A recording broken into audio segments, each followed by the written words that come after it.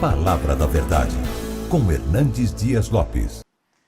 Irmãos amados, então nós vamos abrir a palavra de Deus em Mateus capítulo 24.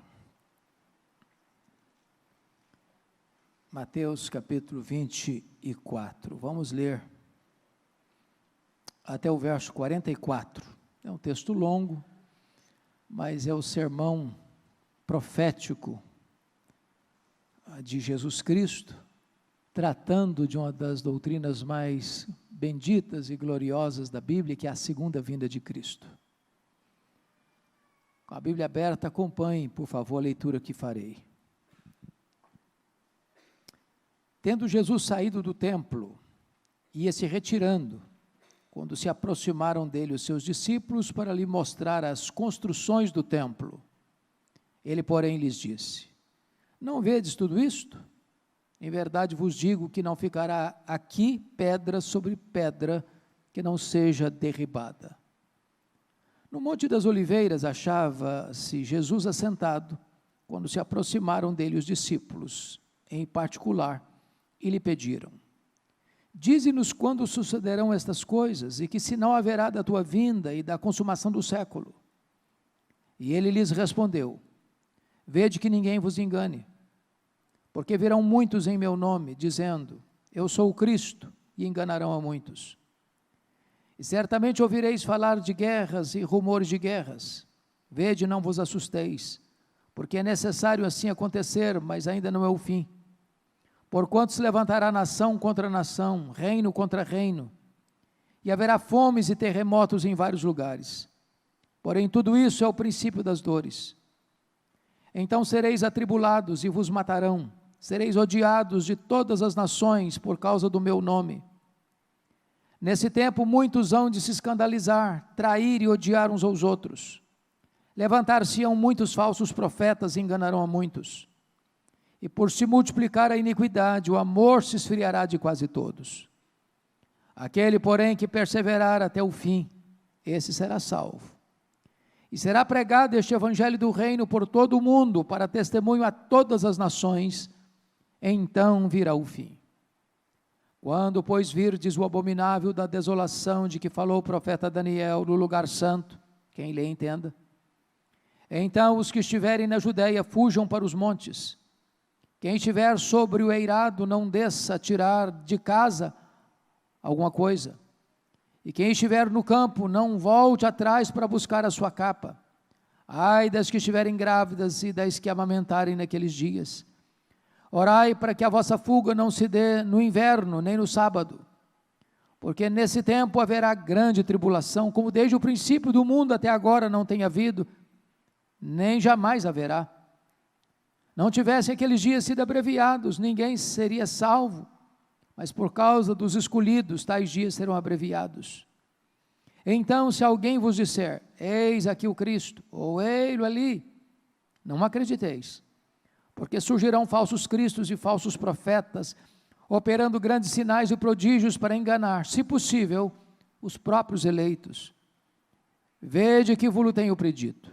Portanto, se vos disserem: eis que ele está no deserto, não saiais, ou ele no interior da casa, não acrediteis, porque assim como o relâmpago sai do oriente e se mostra até no ocidente, assim há de ser a vinda do Filho do Homem. Onde estiver o cadáver, aí se ajuntam, ou se ajuntarão os abutres.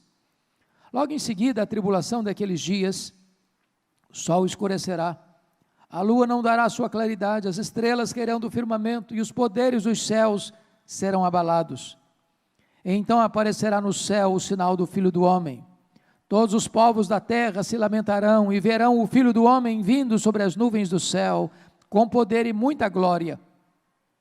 E ele enviará os seus anjos com grande clangor de trombeta, os quais reunirão os seus escolhidos dos quatro ventos, de uma a outra extremidade dos céus. Aprendei, pois, a parábola da figueira. Quando já os seus ramos se renovam e as folhas brotam, sabeis que está próximo o verão. Assim também vós, quando virdes todas estas coisas, sabei que está próximo às portas. Em verdade vos digo que não passará esta geração sem que tudo isto aconteça. Passará o céu e a terra, porém as minhas palavras não passarão. Mas a respeito daquele dia e hora ninguém sabe, nem os anjos dos céus, nem o Filho, senão o Pai. Pois assim como foi nos dias de Noé, também será a vinda do Filho do Homem. Porquanto, assim como nos dias anteriores ao dilúvio, comiam e bebiam, casavam e davam-se em casamento, até o dia em que Noé entrou na arca, e não o perceberam, senão quando veio o dilúvio e os levou a todos, assim será também a vinda do Filho do Homem. Então 2 estarão no campo, um será tomado e deixado o outro. 2 estarão trabalhando num moinho, uma será tomada e deixada a outra. Portanto, vigiai, porque não sabeis em que dia vem o vosso Senhor. Mas considerai isto: se o pai de família soubesse a que hora viria o ladrão, vigiaria e não deixaria que fosse arrombada a sua casa. Por isso ficai também vós apercebidos, porque a hora em que não cuidais, o Filho do Homem virá.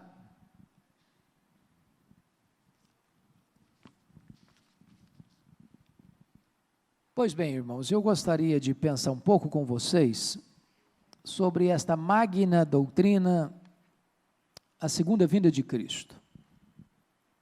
A segunda vinda de Cristo pode ser considerada a acrópole da esperança cristã. O ponto culminante da fé cristã. A expectativa mais bendita da Igreja de Cristo. Para vocês terem uma ideia, a primeira vinda de Cristo, nós temos em torno de 300 profecias específicas nas Escrituras. Mas sobre a segunda vinda nós temos 2.400 profecias. Há muito mais profecias sobre a segunda vinda do que sobre a primeira vinda. Portanto, esta é uma verdade magna que tem sustentado a igreja nos tempos difíceis, encorajado a igreja nos tempos de escuridão, fortalecida a igreja em tempos de prova. E eu queria então olhar para esse texto e tirar daqui algumas lições. É claro que esse texto é tão rico, é tão amplo, é tão profundo, que seria uma pretensão tosca querer esgotá-lo em apenas uma hora. Nós queremos apenas trazer alguns lampejos para os irmãos. O texto começa com a admiração dos discípulos, que acabaram de sair do templo, quando se retiravam e se aproximaram de Jesus, para mostrar para ele as construções. Se você ler em João capítulo 2, João capítulo 2,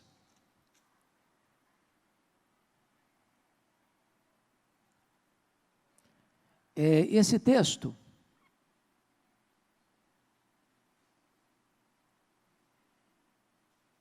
João capítulo 2, versículo 20. Esse templo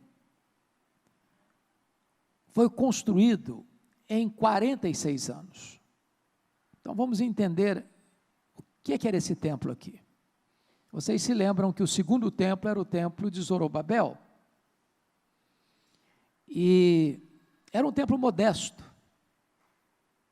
É por isso que os velhos que viram o cativeiro e retornaram da Babilônia, ao verem o templo de Zorobabel, choraram, porque era um templo muito pequeno, muito simples em relação à grandeza do templo salomônico que fora destruído.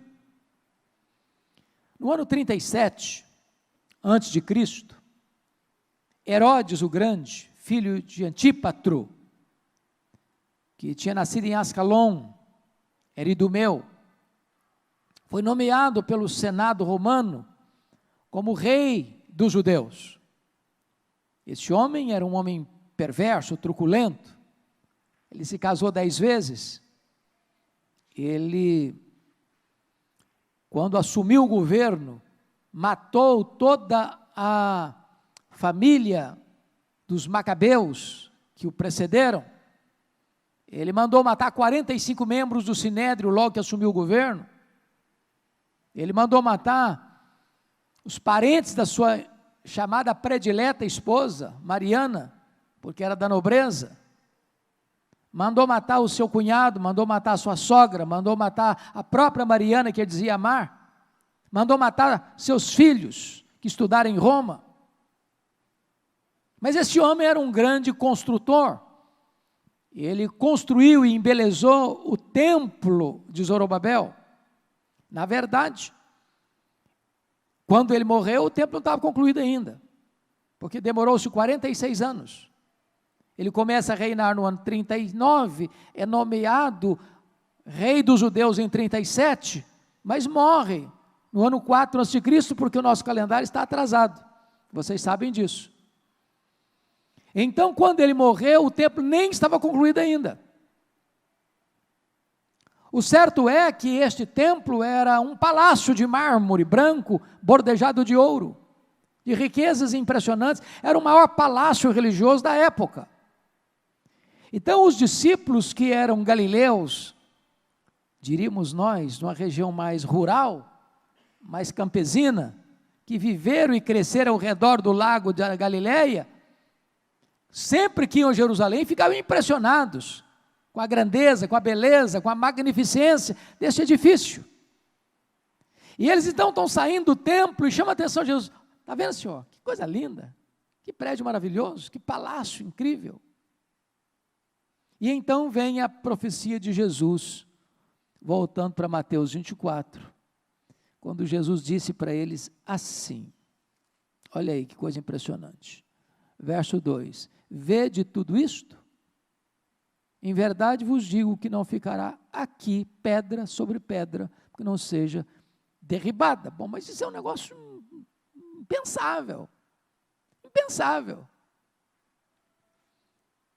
Seria quase a mesma coisa de que um turista visitar Nova York, antes da derrubada das Torres Gêmeas, e eu tive o privilégio de subir lá no topo, e ter uma representação panorâmica da cidade, como se estivesse num helicóptero visitando, e alguém me dissesse, quando eu subi lá, falou, essas torres daqui uns dias vão cair. Vai desabar, vai colapsar. Era impossível pensar isso. E Jesus estava aqui trazendo uma profecia, que não demoraria muito para acontecer, do ano 70. Quando o general Tito cercou Jerusalém, porque vocês sabem que em 1966, ou melhor, perdão, no ano 66, eu estou só botando mais 1900 anos na frente. No ano 66, aconteceu a guerra dos judeus. Vocês lembram disso? E na guerra dos judeus, houve uma rebelião lá em Cesareia, porque uma sinagoga fora profanada. E essa guerra só foi aumentando. E Roma manda para lá o general Tito para contornar o motim, a rebelião. Isso no ano 66. Ano 68, Nero comete suicídio. Ano 70, o general cerca Jerusalém e destrói Jerusalém. Cumprindo a profecia de Jesus, nesse templo não fica pedra sobre pedra.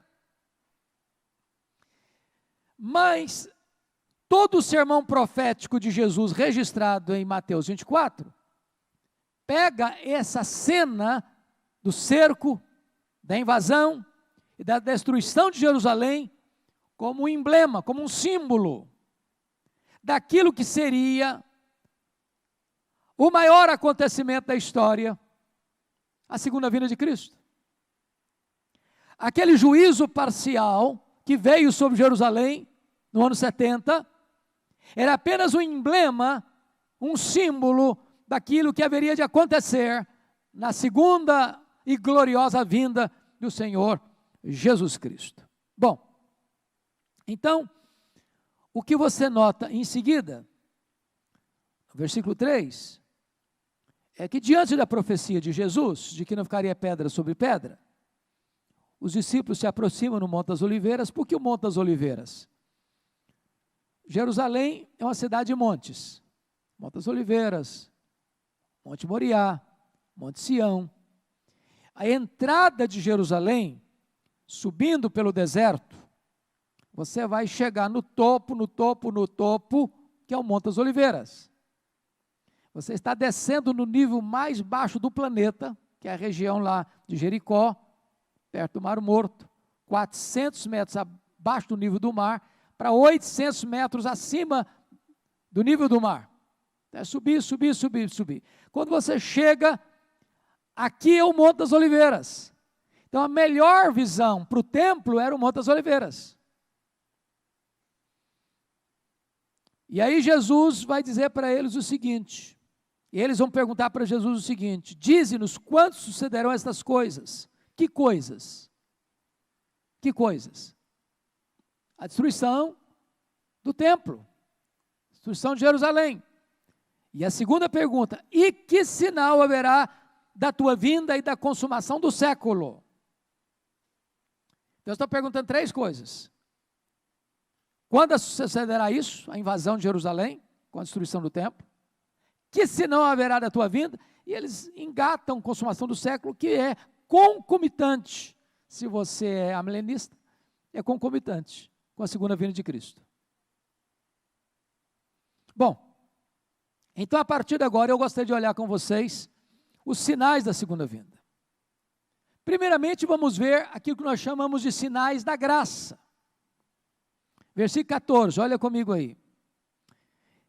E será pregado este evangelho do reino por todo o mundo, para testemunha a todas as nações, e então virá o fim. Então, a primeira coisa que Jesus mostra como sinal é que o evangelho do reino será pregado. Em que lugar? Por todo o mundo. Para testemunha a quem? A todas as nações. E o que vai acontecer? Então virá o fim. Então, se você notar, Atos 1:8, Jesus dá o esboço missionário da igreja. E sereis minhas testemunhas, tanto em Jerusalém, como em toda a Judéia, Samaria, até os confins da terra. Agora, vamos entender. Jesus não está dizendo que cada pessoa, de cada etnia, vai ouvir o evangelho. Está dizendo que esse evangelho vai ser pregado por todo mundo, para testemunhar todas as nações, e aqui etnias. Então virá o fim. Irmãos amados, nós já tivemos muitas campanhas de expansão do evangelho, de Constantino a Carlos Magno, de Carlos Magno a Lutero, de Lutero até o período das missões modernas, que foi em 1792 com William Carey, e das missões modernas de 1792 de William Carey até hoje.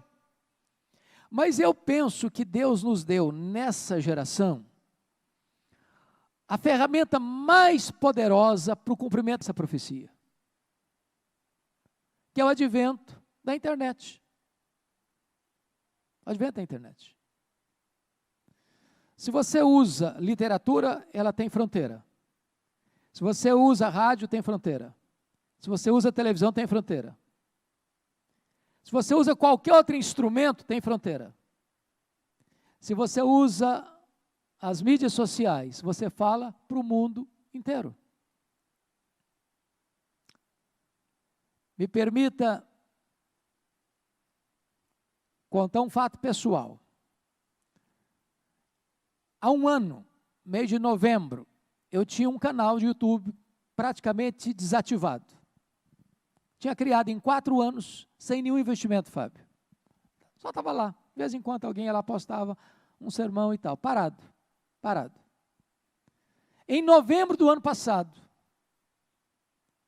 eu disse, não, eu estou investindo no canal do YouTube da igreja, em Pinheiros, eu investo na LPC, vou investir também nesse, porque são mais um galho, mais um braço, mais uma porta. Num ano, nós alcançamos, só neste canal, 36 milhões de pessoas. 36 milhões de pessoas. Hoje, só neste canal, 90 mil pessoas escutam um sermão. Só neste canal. Hoje, você não pode imaginar nem pensar que uma igreja, pequena, média ou grande, pregue apenas para 4 paredes. Eu escrevi um texto essa semana dizendo que é quase um crime hoje você pensar que uma igreja se reúna entre 4 paredes e limite o seu sermão apenas às pessoas que estão assentadas nos bancos. Há 2 anos eu preguei um sermão lá em São Paulo para um grupo de 100 mulheres. Esse sermão já tem mais de 2 milhões de acessos. Se eu pregasse só para aquelas mulheres, eu não saberia mais o que eu preguei, elas não saberiam mais o que eu preguei, e ficaria ali, sepultado no túmulo do tempo. Mas como você pode usar essas ferramentas, você está levando esta palavra para o mundo inteiro, dando celeridade àquilo que Pedro diz, nós devemos aguardar e apressar. E apressar. Então, me permita uma fala, não só para a nossa igreja, porque ela já está tomando medidas nesse sentido, trabalhando nesse sentido, mas pessoalmente, consagre suas mídias sociais para pregar o Evangelho. E eu tomei uma decisão. Eu não misturo as estações. Todas as minhas mídias têm um propósito, que é levar a mensagem do Evangelho. As mídias estão sendo hoje usadas para o mal, na grande maioria. A igreja pode e deve usar para o bem. E nós vamos, de certa forma, cumprir esta missão. Hoje, lá em Pinheiros, graças a Deus, nós estamos legendando os sermões. Já tem inglês, francês, alemão, mandarim, russo. Por quê? Porque a maneira de você chegar às nações hoje, mais rápido, mais célere, é desta forma. Não estou dizendo que nós vamos evitar, deixar os outros meios, não. Os outros meios também. Mas não podemos nos esquecer de que assim o Evangelho do Reino será pregado a todas as nações. Segundo sinal que eu levanto e trago à sua memória, são os sinais que indicam oposição a Deus. Então vamos ver a tribulação, a grande tribulação. Olha o versículo 9 comigo. Então sereis atribulados e vos matarão. Sereis odiados de todas as nações por causa do meu nome. Olha o versículo 10. Nesse tempo muitos hão de se escandalizar, trair e odiar uns aos outros. Verso 21 e 22. Porque nesse tempo haverá grande tribulação, como desde o princípio do mundo até agora não tem havido, nem haverá jamais. Não tivesse aqueles dias sido abreviados, ninguém seria salvo, mas por causa dos escolhidos, tais dias serão abreviados. Meus amados irmãos, chama a sua atenção para esse fato. A Bíblia fala de 4 fatos que são concomitantes, que é a grande tribulação, a apostasia, a manifestação do homem da iniquidade e o pouco tempo de Satanás. Esses 4 fatos ocorrem ao mesmo tempo. E esses 4 fatos marcam esta oposição do mundo à igreja. A igreja foi perseguida? Sempre foi. Sempre foi. O Sinédrio perseguiu, os imperadores romanos perseguiram, depois a religião oficial do mundo perseguiu. Hoje, a igreja tem sido perseguida pelos governos totalitários, pelo nazismo, pelo comunismo, pelo islamismo, pelas religiões extremistas. Hoje, tem muitos irmãos nossos presos, torturados, mortos, por causa da sua fé. E não precisa ser nenhum grande estudioso para perceber que o mundo hoje caminha com o pé no acelerador para uma agenda global anticristã. E preparem-se, porque talvez a nossa geração, se não dos nossos filhos, terão que lidar com essa oposição, com essa perseguição. E o que é curioso é que isso vem jeitosamente sendo feito e costurado em leis, nos países chamados cristãos. Os países chamados cristãos. O mundo está afunilando. E essa profecia de Jesus está mais clara do que o sol ao meio-dia. Segundo sinal de oposição é a apostasia. Olha comigo os versos 4. Quando perguntaram quais sinais, ele disse: vede que ninguém vos engane. Verso 5. Porque virão muitos em meu nome, dizendo eu sou o Cristo, enganarão a muitos. Verso 23 a 26. Então se alguém vos disser, eis aqui o Cristo, ou ei-lo ali, não acrediteis, porque surgirão falsos cristos, falsos profetas, operando os grandes sinais e prodígios para enganar, se possível, os próprios eleitos. Vede que vos tenho predito, portanto, se vos disserem, eis que ele está no deserto, não saiais, eis que ele está no interior da casa, não acrediteis. Em outras palavras, irmãos, Jesus está tratando aqui desse abandono da fé. Porque vão surgir falsos cristos, falsos profetas, falsos mestres, falsos apóstolos, falsas igrejas, falsos crentes, falso cristianismo, falsa esperança. Não é preciso ser também um grande entendedor para olhar para a janela e ver que isso é uma realidade hoje.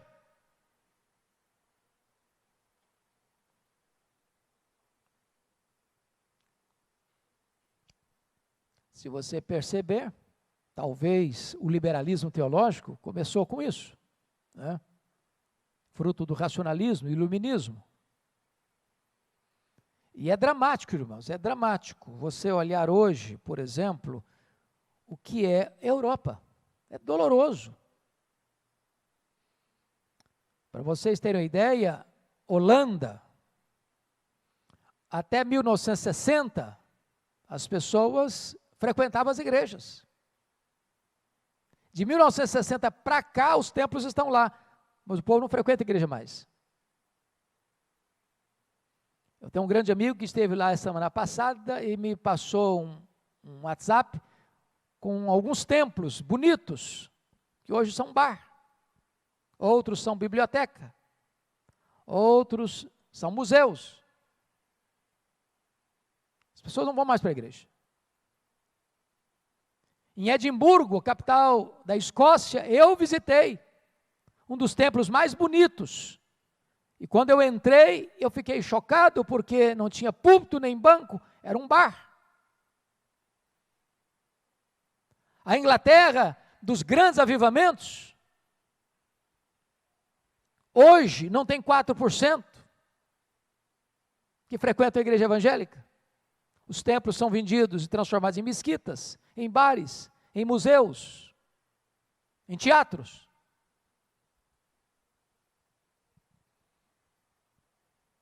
Ao mesmo tempo que o liberalismo devastou as grandes denominações históricas, e todas elas estão perdendo membros hoje, todas as grandes denominações históricas estão perdendo membros, todas, sem exceção.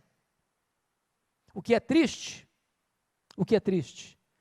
é que até aquelas denominações ortodoxas estão começando a ceder,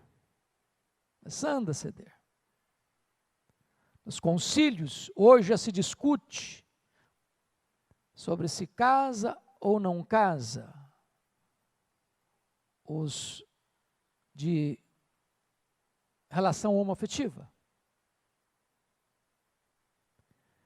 Aquilo que para você não é nem discutível, você não leva nem, não quer nem, não vou discutir isso aqui, não dá para discutir, a Bíblia está clara, não, já estão discutindo. Já estão discutindo porque já estão abrindo uma fresta, abrindo uma possibilidade. Próximo passo é dizer, não, a Bíblia é arcaica, ela foi escrita para aquele tempo, cultura mudou, a sociedade mudou, as leis mudaram, o entendimento mudou, a cosmovisão mudou. Então a Bíblia precisa se adequar. Eu preciso atualizar, preciso ressignificar o texto.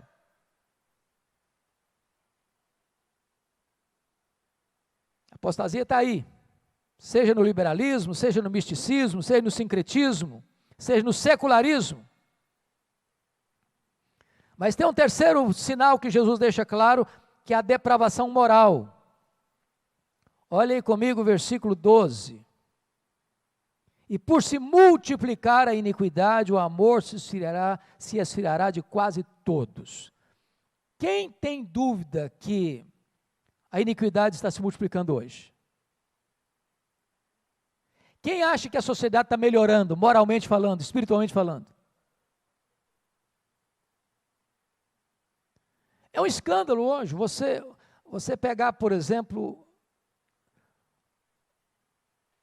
o produto da televisão brasileira, ou os filmes, ou os seriados, ou os Netflix da vida, não dá para você assistir com a sua família 30 minutos sem você passar vergonha, ou de repente você já perdeu também a capacidade de passar vergonha e está tudo normal.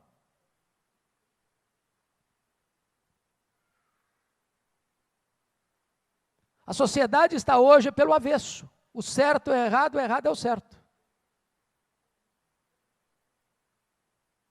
Onde você pode imaginar que hoje, para preencher um formulário do seu filho estudar na escola, não tem mais pai e mãe?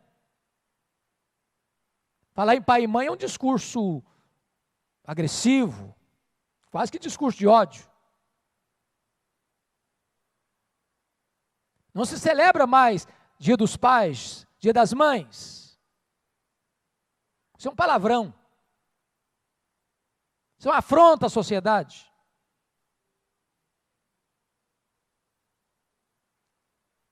Onde uma escola não pode ter banheiro de menino e menina. Essa é a nossa sociedade. Agora, tem um cabeça pensando, tem alguém pensando, tem um teórico pensando, tem uma mídia divulgando, tem uma imprensa falando de dia e de noite. Tem as cortes definindo, os parlamentos legislando, as cortes definindo. Tudo está sendo amarrado, as pontas estão sendo amarradas. Quando a igreja acordar, ela está dentro de um cenário de perseguição religiosa, a não ser que ela se conforme. Irmãos, isso não é ser profeta, não, isso é apenas fazer uma leitura da realidade. Está acontecendo hoje, não é que vai acontecer daqui a 50 anos, não, é o que está acontecendo hoje. E Jesus já deixou isso claro para nós.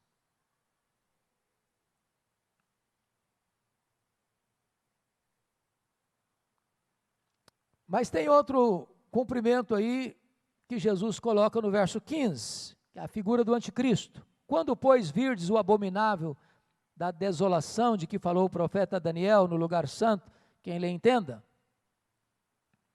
Então, os que estiverem na Judéia, fujam para os montes. Quem estiver sobre o eirado, não desça para tirar coisa alguma.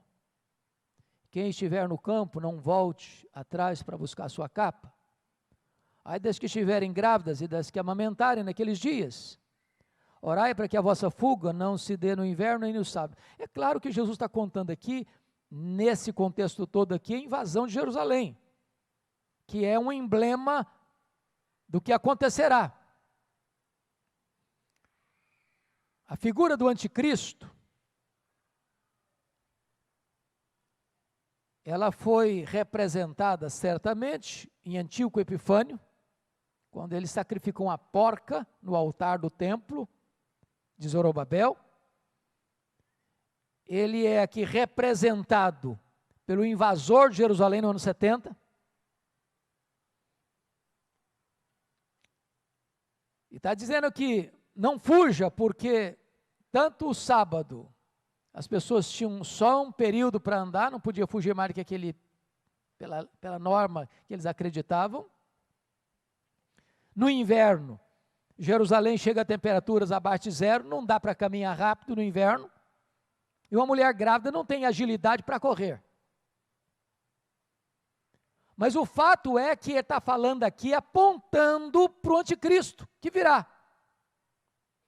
E esse anticristo é chamado na Bíblia de o iníquo, lá em 2 Tessalonicenses capítulo 2. Agora preste atenção no que eu vou lhes dizer. A palavra iníquo no grego é anomos, de onde vem a nossa palavra portuguesa, sem lei. Em outras palavras, o anticristo será um líder que vem numa esteira da ditadura do relativismo, sem lei. A sociedade presentana é uma sociedade que não suporta princípios, regras, normas, valores absolutos. Então ele vem exatamente nessa esteira. E é curioso que o diabo quis sempre imitar a Deus, sendo Deus trino, Pai, Filho e Espírito Santo, ele vai querer imitar isso. O dragão, o anticristo e o falso profeta. Uma vez que a segunda pessoa se encarnou, ele também vai tentar fazer isso, dando ao anticristo o seu poder e a sua autoridade. O anticristo será mutatis mutandis, uma espécie de encarnação de Satanás. Uma vez que Cristo tem uma noiva, a igreja, ele vai também tentar imitar isso. Ele vai ter a grande meretriz, a grande Babilônia. E diz Apocalipse 13, que todas as nações vão adorar o anticristo. Todas. Todos. Exceto os que têm o selo de Deus. Isso significa o seguinte, irmãos, nenhum crente vai adorar o anticristo. Quando eu falo crente, eu estou falando de salvo. Salvo. O Senhor Jesus não vai perder sequer uma ovelha, por mais tenra e por mais fraca. Bendito seja Deus. A nossa segurança está garantida, absolutamente garantida. Mas agora vamos ver em terceiro lugar os sinais que tratam do juízo divino. Primeiramente as guerras, olha aí versículos 6 e 7. E certamente ouvireis falar de guerras e rumores de guerras, vede, não vos assusteis, porque é necessário que assim acontecer, mas ainda não é o fim. Porquanto se levantará nação contra nação, reino contra reino, e haverá fomes, terremotos em vários lugares. Vamos pensar nas guerras. Bom, o século passado foi o único século da história que viu duas guerras mundiais, 1914 a 1918, 30 milhões de pessoas mortas. 1939 e 1945, 60 milhões de pessoas mortas. Mao Tse Tung na China matou mais de 60 milhões de pessoas. Nós tivemos só no século passado mais de 200 milhões de pessoas mortas. E o mundo hoje é um barril de pólvora. Você sabe que o mundo fala de paz, mas investe dinheiro na guerra. Mais de 50% dos cientistas hoje estão trabalhando na área de armas de destruição.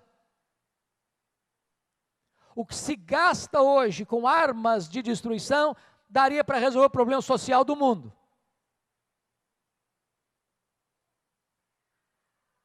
E hoje nós temos não só guerras, reino contra reino, nação contra nação, mas etnia contra etnia, tribo contra tribo. E esse é o cenário que Jesus apontou. Mas em segundo lugar, vem os terremotos, no versículo 7. Bom, terremotos sempre aconteceram. Mas deixa eu lhe dar uma estatística.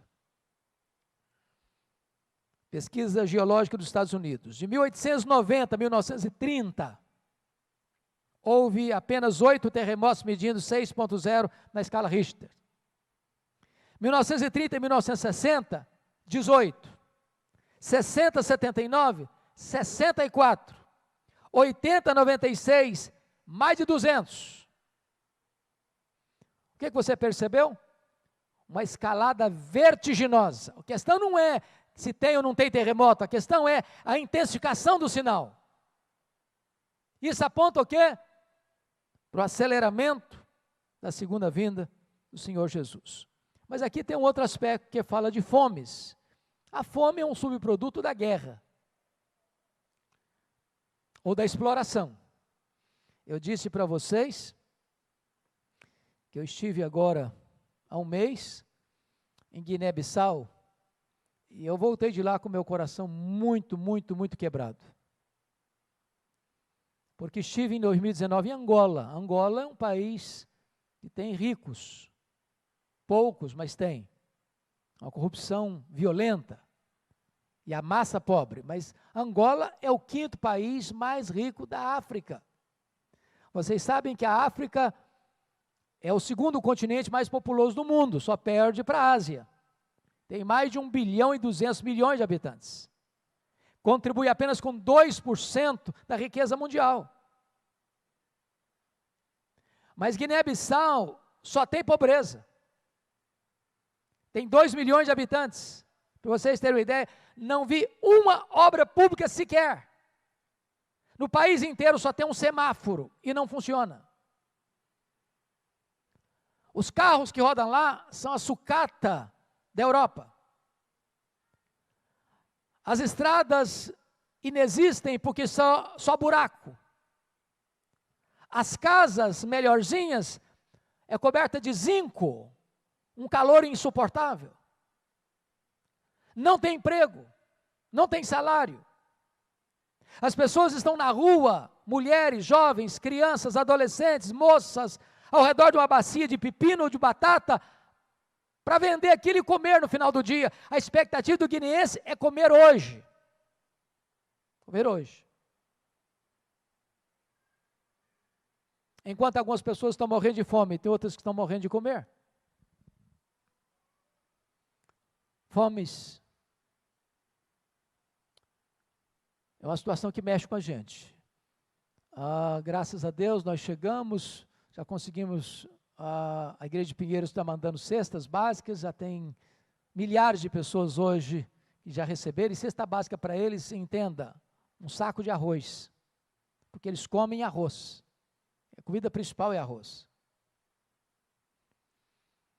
Estamos mandando agora, com a graça de Deus, conseguir os recursos, 30 mil cada dia, especial que escrevemos para lá, está sendo mandado agora em janeiro, se Deus quiser. Eu já estou conversando com alguns empresários para ir comigo na próxima ida, e a ideia é montar uma fábrica de telha, para dar emprego e para ajudar a cobrir as casas com uma cobertura que aplaque um pouco o calor, melhore um pouco a qualidade de vida deles. E já tem um irmão, o presbítero Júnior, é um grande empresário presbiteriano, e ele me disse: pastor, eu topo ir. Já estou pensando na questão de como implementar lá essa fábrica de telhas.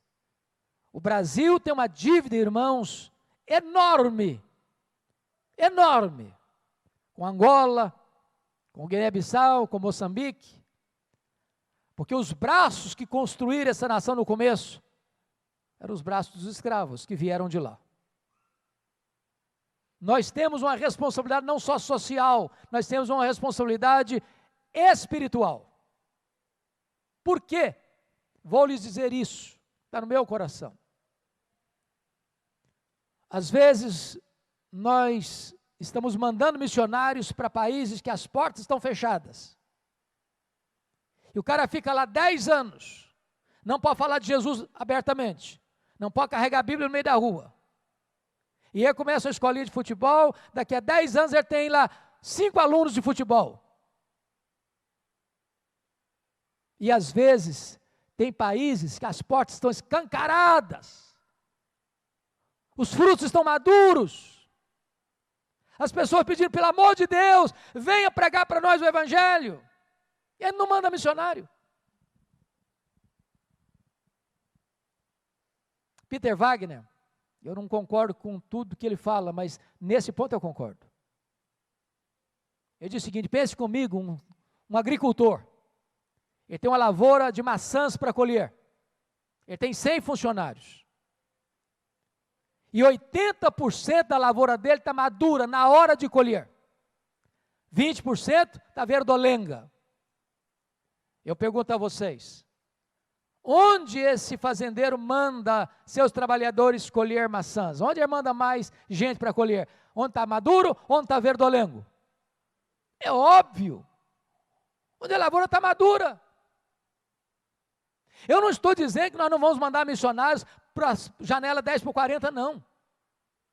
Eu estou lhes dizendo que nós precisamos entender o tempo e mandar missionários para onde as portas estão abertas, escancaradas. Você manter um missionário em Angola ou em Guiné-Bissau hoje, você gasta menos de 1/5 do que manter um missionário na Europa. Agora é claro que não dá status você ir para Guiné-Bissau, nem para Angola. Irmãos, o desafio está posto. O desafio está posto. Porque se nós não aproveitarmos as portas abertas agora, vou lhes dizer uma coisa, o islamismo está descendo com força do Saara. Daqui a pouquinho, a porta está fechada. A porta está fechada. Mas o texto lá de Lucas 21,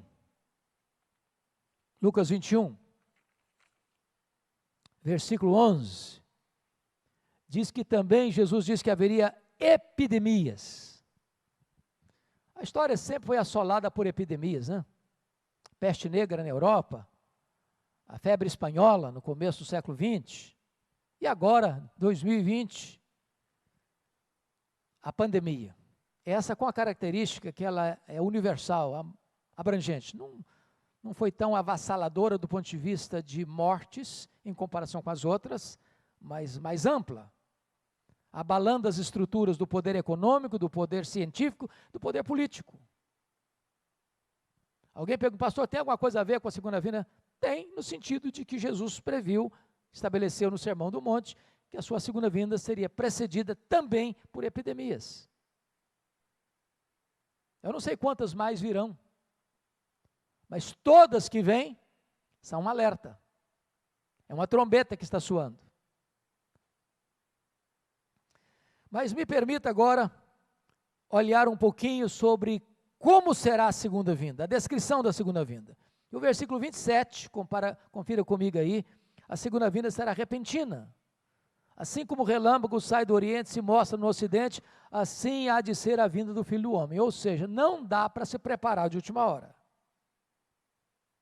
Repentina. Na linguagem de 1 Coríntios, capítulo 15, no momento, num átomo de tempo, num piscar de olhos, assim Jesus voltará.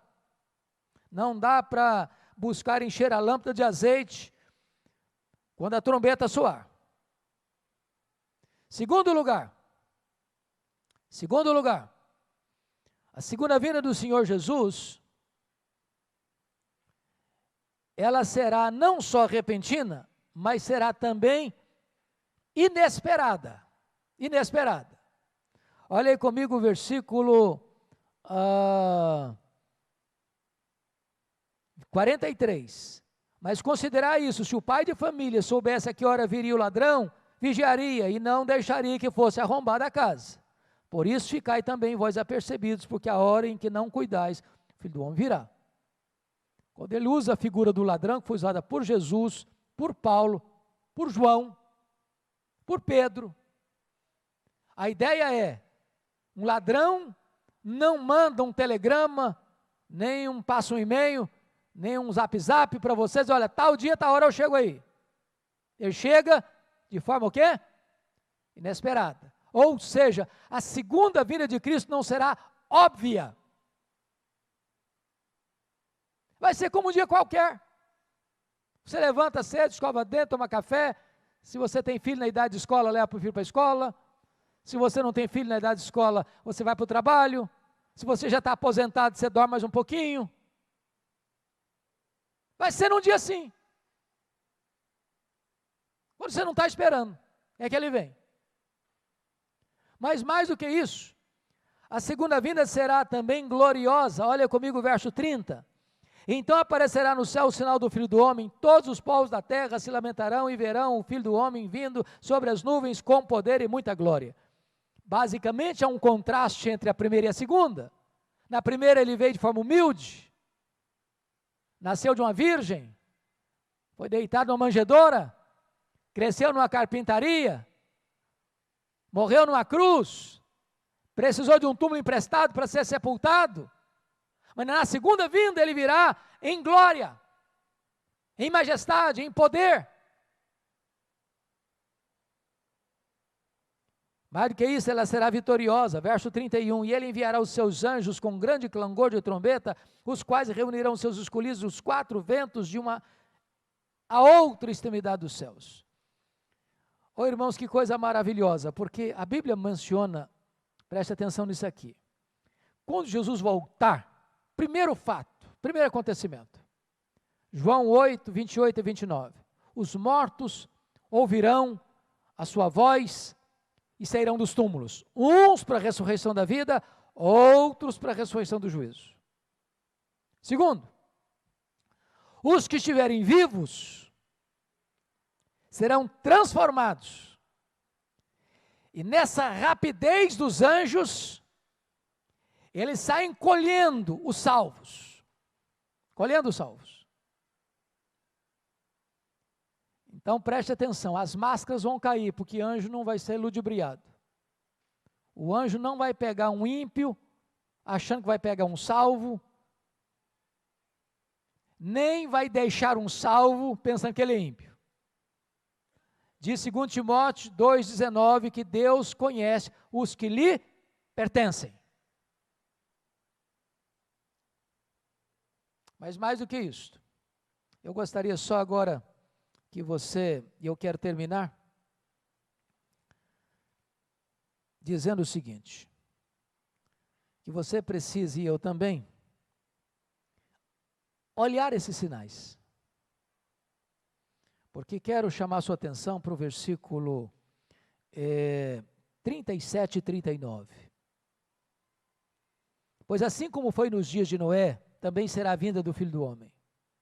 Porquanto assim como nos dias anteriores ao dilúvio, comiam e bebiam, casavam e davam-se em casamento, até o dia em que Noé entrou na arca, e não o perceberam, senão quando veio o dilúvio e os levou a todos.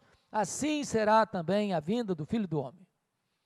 O que eu acho interessante é que Jesus, no sermão aqui, ele não aponta a depravação das pessoas que viveram no período diluviano.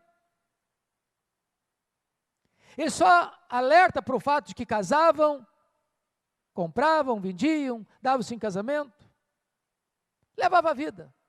E eu pergunto a vocês, que pecado há em comer e beber?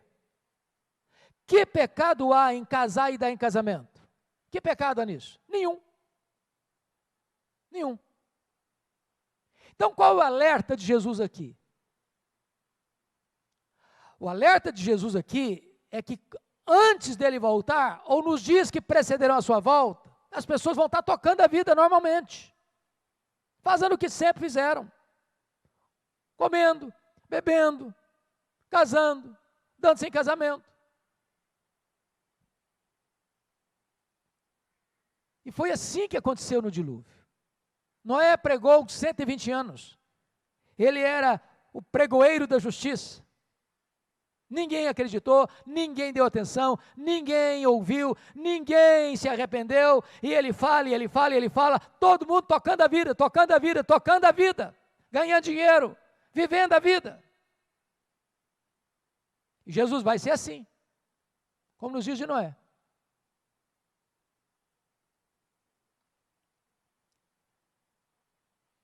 E quando ele vier, um será tomado e outro deixado. Seja no campo, seja no moinho, tomado para a glória, deixado para o juízo. Aí não tem mais jeito. Então, eu queria que você ficasse em pé e nós vamos encerrar. Lendo, por gentileza, o verso 44. Em voz bem alta. Vamos ler juntos?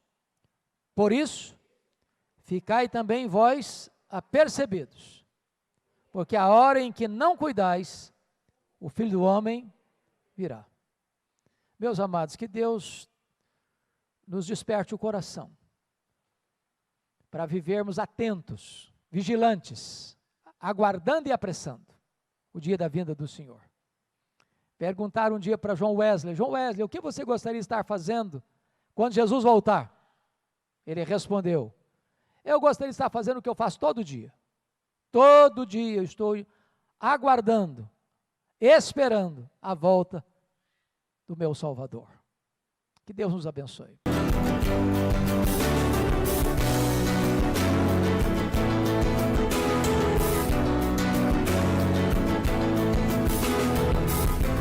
Palavra da Verdade, com Hernandes Dias Lopes.